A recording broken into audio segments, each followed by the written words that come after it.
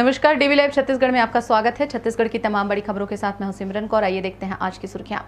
रंगारंग प्रस्तुति के साथ आदिवासी नृत्य महोत्सव का समापन। राजीव भवन में कांग्रेसियों के बीच फिर हुआ बवाल। महामंत्री से दुर्व्यवहार के मामले में सन्नी अग्रवाल हुए निलंबित। एसएसएल के भू विस्थापितों का आंदोलन हुआ उग्र। खदान बंद करने की बन रही रणनीति। अब खबरें विस्तार से। राजधानी रायपुर के साइंस कॉलेज मैदान में आयोजित राष्ट्रीय आदिवासी नृत्य महोत्सव का तीसरे दिन समापन हुआ।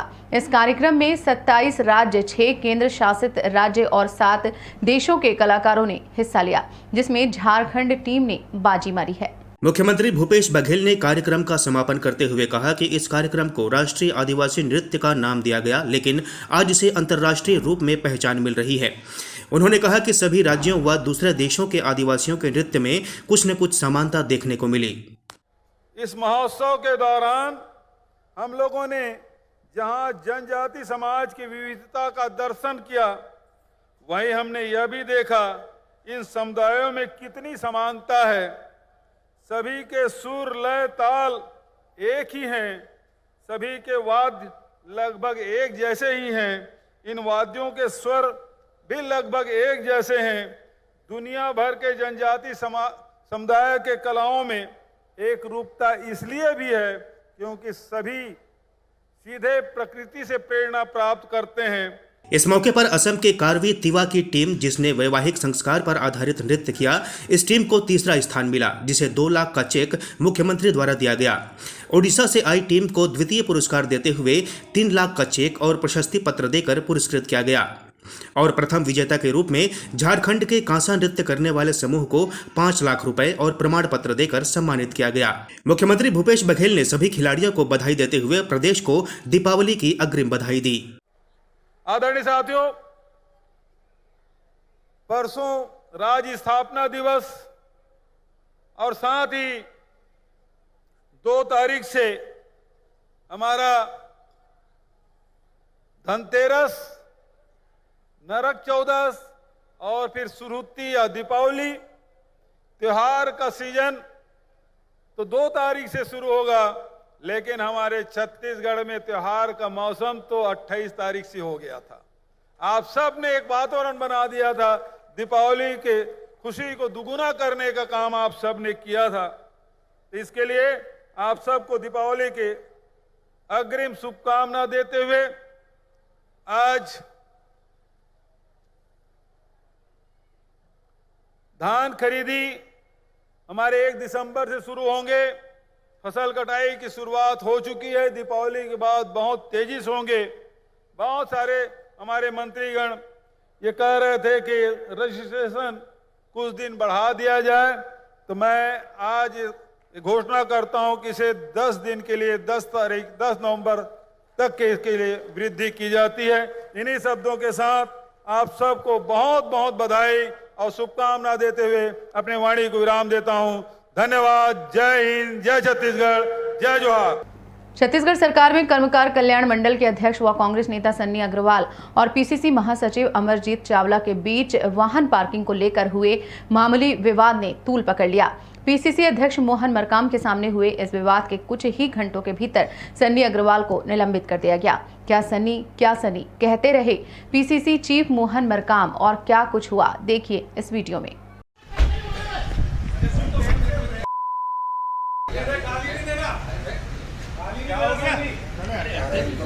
अरे क्या कर रहे तुम लोग?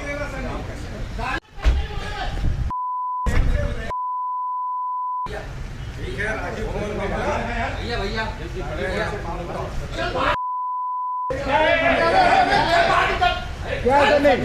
क्या सनी देखो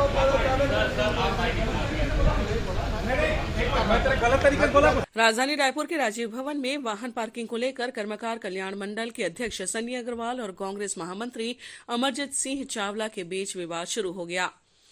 देखते ही देखते विवाद इतना बढ़ गया कि बात के बीच गाली गलौज और धक्का मुक्की तक बात पहुंच गई। लोग दोनों को अलग करने की कोशिश करते रहे। कुछ ही सेकंड के भीतर हुए इस विवाद के दौरान कांग्रेस के प्रदेश अध्यक्ष मोहन मरकाम और अन्य प्रमुख नेता भी वहां मौजूद थे। मोहन मरकाम ने मामले को शांत कराने का प्रयास किया। जब वे नहीं माने तो वो नाराजगी जताते हुए अंदर चले गए थे। इस मामले को गंभीरता से लेते हुए पार्टी ने सनी अग्रवाल को तत्काल प्रभाव से निलंबित कर दिया है।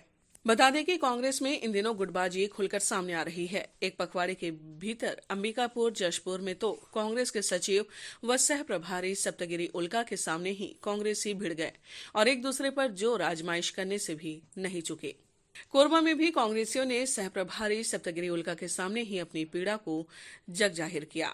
अभी 2 दिन पहले कांग्रेस कार्यालय राजीव भवन में ही एनएसयूआई के राष्ट्रीय अध्यक्ष नीरज कुंदन के सामने ही 2 गुटों के मध्य जमकर शक्ति प्रदर्शन हुआ।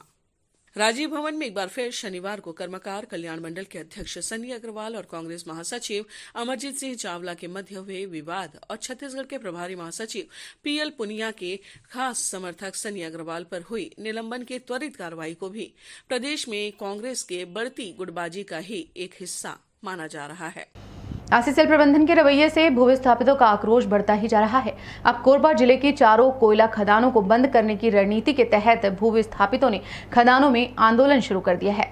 ऊर्जाधानी भूविस्थापित किसान कल्याण समिति कोरबा द्वारा 15 सूत्रीय मांगों को लेकर 3 अक्टूबर से चलाए जा रहे अनिश्चितकालीन आंदोलन के समर्थन में नराई बोध, उमेदी भाटा, भिलाई बाजार, बरभाटा, मुड़िया नार के ग्रामीण आंदोलन स्थल पहुंचकर प्रदर्शन कर रहे हैं। ऊर्जाधानी भूविस्थापित किसान कल्याण समिति की ओर से राधेश्याम कश्यप ने बताया कि उनकी जायज मांगों को एससीएल प्रबंधन पूरा नहीं कर रहा है, जबकि इस संबंध में लिखित समझौता हो चुका है। इसी तरह अध्यक्ष सपुरन कुलदीप ने बताया कि दीपका परियोजना के ग्राम मलगांव में जहां आंदोलन जारी है, वहां पर ग्रामवासियों की बैठक रखी गई है। इस बैठक में कोरबा, कुसमुंडा, दीपका व गेवरा खदान बंद करने की रणनीति पर चर्चा की जाएगी। बता दें कि भूविस्थापितों के आंदोलन के दौरान ही देश के कोयला मंत्री प्रहलाद जोशी दीपका कुसमुंडा खदान का निरीक्षण करने पहुंचे। उनके लिए कोयला संकट दूर करना एक मुद्दा था, लेकिन जिन भूमिपुत्रों की जमीन पर खदान खोली गई है, उनके जख्मों पर मरहम लगाने की जरूरत न तो उन्होंने समझी और न ही एससीएल के अधिकारी समझ रहे हैं। इनके सब्र का बांध फूटने लगा है, जिसके लिए एससीएल सहित स्थानीय प्रशासन की उदासीनता को जिम्मेदार मानकर भूविस्थापित आंदोलन स्थल पर डटे हुए हैं। इन्हें समझाने के लिए मौके पर एसडीएम, तहसीलदार, बड़ी संख्या में पुलिस बल और एससीएल प्रबंधन उपस्थित रहा, मगर पहले दौर की वार्ता विफल रही, जिसके बाद भूविस्थापितों ने बिना रोजगार के आंदोलन समाप्त नहीं करने की घोषणा की है। भारतीय जनता पार्टी के विधायक व पूर्व मंत्री बृजमोहन अग्रवाल ने एकात्म परिसर में पत्रकारों से चर्चा के दौरान बड़ा बयान दिया है। उन्होंने कहा कि धर्मांतरण के मुद्दे पर गिरफ्तार कार्यकर्ताओं को नहीं छोड़ा गया तो कांग्रेस सरकार की ईंट से ईंट बजा दी जाएगी। बृजमोहन अग्रवाल ने पत्रकार वार्ता का आयोजन कर यह बात कही है। अगर दिवाली के पहले हमारे ये 3 कार्यकर्ता अपने घर नहीं पहुंचते हैं तो इस सरकार की ईंट से ईंट बजा दी जाएगी। अभी दिवाली के त्यौहार के कारण हम नहीं चाहते कि जनजीवन में किसी भी प्रकार की कोई परेशानी हो। सरकार को ये चेतावनी है, इस घटना की न्यायिक जांच होनी चाहिए, दूध का दूध और पानी का पानी होना चाहिए। जो हमारे 3 कार्यकर्ताओं के खिलाफ में एट्रोसिटी एक्ट और 307 लगाया गया है, वो 2 दिन पहले ही गिरफ्तारी के उनसे रिपोर्ट लिखवाई गई, उनके जेल में जाने के बाद, और उसके बाद में धाराएं लगाई गई।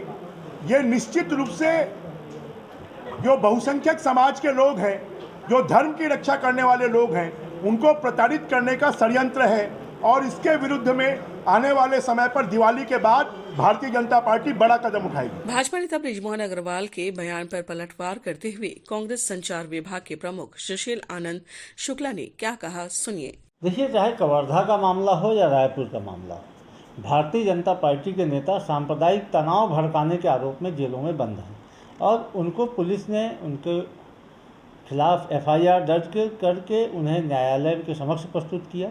अदालत ने उन्हें रिमांड में जेल भेजा हुआ है। तो यह मामला अदालत में चल रहा है। भारतीय जनता पार्टी को अपने नेताओं को समझाइश देनी चाहिए और अपनी रणनीति बदलनी चाहिए कि वह छत्तीसगढ़ की जो गंगा जमनी तहजीब है, छत्तीसगढ़ की जो भाईचारा की जो हमारी संस्कृति है, उनके नेता उस पर प्रहार करना बंद करें। कवर्धा के तनाव के पीछे भारतीय जनता पार्टी के नेता थे, यह अब किसी से छुपा हुआ नहीं है। और जिस प्रकार से भारतीय जनता पार्टी के जेलों में बंद नेताओं की भारतीय जनता पार्टी के लोग पैरोकारी कर रहे हैं, उससे यह स्पष्ट हो गया कि कवर्धा दंगा भड़काने वालों के पीछे पूरी भारतीय जनता पार्टी खड़ी हुई है। भारतीय टीम के पूर्व खिलाड़ी व पूर्व अंतर्राष्ट्रीय क्रिकेटर राजेश चौहान कांग्रेस में शामिल हो गए हैं। उन्होंने दुर्ग के एक निजी होटल में प्रोफेशनल कांग्रेस की प्राथमिक सदस्यता ली ऑल इंडिया प्रोफेशनल कांग्रेस की ईस्ट जोन की कोऑर्डिनेटर जरिता लैथ फलांग ने राजेश चौहान को पार्टी में शामिल कराया। इस दौरान प्रोफेशनल कांग्रेस के प्रदेश अध्यक्ष व मुख्यमंत्री भूपेश बघेल के दामाद क्षितिज चंद्राकर भी मौजूद रहे।